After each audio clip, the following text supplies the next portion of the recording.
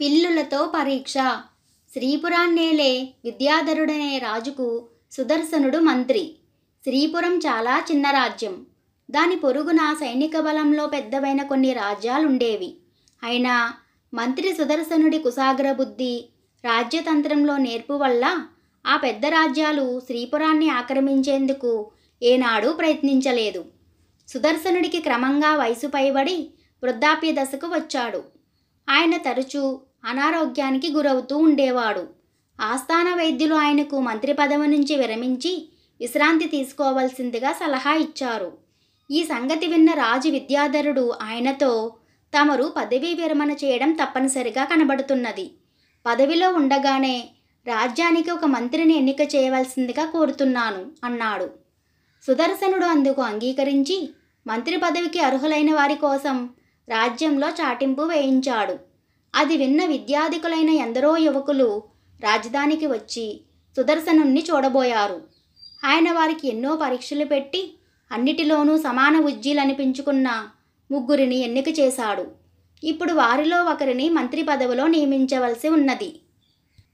వినయుడు, చంద్రకాంతుడు, శ్రీధరుడు అన్న ఆ 3 యువకులను సుదర్శనుడు రాజు సమక్షంలో సభలో ఉన్నవారందరికీ పరిచయం చేసి సేవకుల ద్వారా ఒక్కొక్కరికి బాగా బక్క చిక్కిన ఒక్కొక్క పిల్లిని ఇప్పించి, మీరు 3 నెలల కాలం ఈ పిల్లులను మీకు తోచిన విధంగా పెంచండి. అందుకు గాను ఖజానా నుంచి తలా 1000 బంగారు కాసులు తీసుకోండి. 3 నెలల తర్వాత మీ పిల్లులతో ఇక్కడికి రండి అని చెప్పాడు. 3 నెలల తర్వాత వినయుడు, చంద్రకాంతుడు, శ్రీధరుడు తమ తమ పిల్లులతో సభకు వచ్చారు. వినయుడి పిల్లి చాలా బలిష్టంగా ఉన్నది. దానిని చూసి సభలో చాలామంది ఇది పిల్ల లేక వయసుకు వస్తున్న పులిపిల్ల అనుకున్నారు. శ్రీధరుడి పిల్లి ఆరోగ్యంగా, పుష్టిగా, కనులకింపు కలిగిస్తున్నది. చంద్రకాంతుడి పిల్లి మాత్రం మరింతగా బక్కచిక్కిపోయి చావటానికి సిద్ధంగా ఉన్నట్లు కనిపించింది.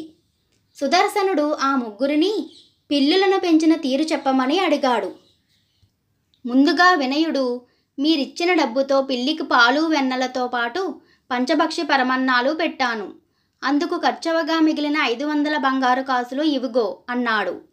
తర్వాత శ్రీధరుడు, పిల్లి ప్రధానంగా మాంసాహారి కదా, అందువల్ల దాన్ని బాగా ఎలుకలు ఉన్న నా మిత్రుడి ఎంట వదిలేవాడిని.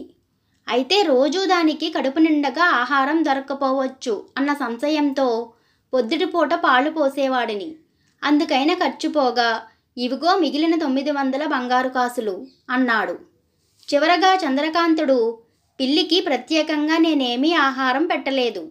అది చేతనైనంతలో తన ఆహారం సంపాదించుకుంటూ ఉన్నది. పిల్లిలాంటి నిరుపయోగమైన జంతువు మీద డబ్బు ఖర్చు పెట్టడం వృధా. ఇవిగో మీరిచ్చిన 1000 బంగారు కాసులు. వీటితో ప్రజోపకరమైన పనులు చేయవచ్చు అన్నాడు. సభలో ఉన్నవారందరూ చంద్రకాంతుడు మంత్రిగా ఎన్నిక కాగలడని భావించారు. కానీ సుదర్శనుడు రాజుతో సభికులతో, శ్రీపురానికి మంత్రి కాగల అర్హత ఉన్నవాడు శ్రీధరుడు అన్నాడు. ఈ మాటలు రాజు విద్యాధరుడితో పాటు సభికులకు కూడా ఆశ్చర్యం కలిగించాయి. అది గ్రహించిన సుదర్శనుడు, పిల్లులను పెంచిన తీరు ఈ 3 చెప్పగా మీరంతా విన్నారు కదా. వినయుడిలో ఇంగిత జ్ఞానం పాలు తక్కువ. ఒక పిల్లిని పెంచేందుకు 3 నెలల కాలంలో 500 బంగారు కాసులు వ్యయం చేశాడు.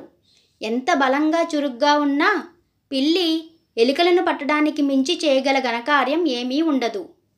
ఇక చంద్రకాంతుడి సంగతి. ఇతడిలో వివేకాన్ని మించిన పిసినారి గుణం ఉన్నది. మచ్చుకైన దయాగుణం, జీవకారుణ్య లక్షణాలు లేవు. ఇవి లేనివాడు ఒక రాజ్యానికి మంత్రిగా రాణించలేడు. పిల్లి చిక్కిపోతున్నప్పుడైనా దానికి సరైన ఆహారం దొరకడం లేదని గ్రహించి తగిన ఆహారం పెట్టవలసింది. ఈ పరీక్షలో 100కి 100 పాళ్ళు నెగ్గినవాడు శ్రీధరుడు.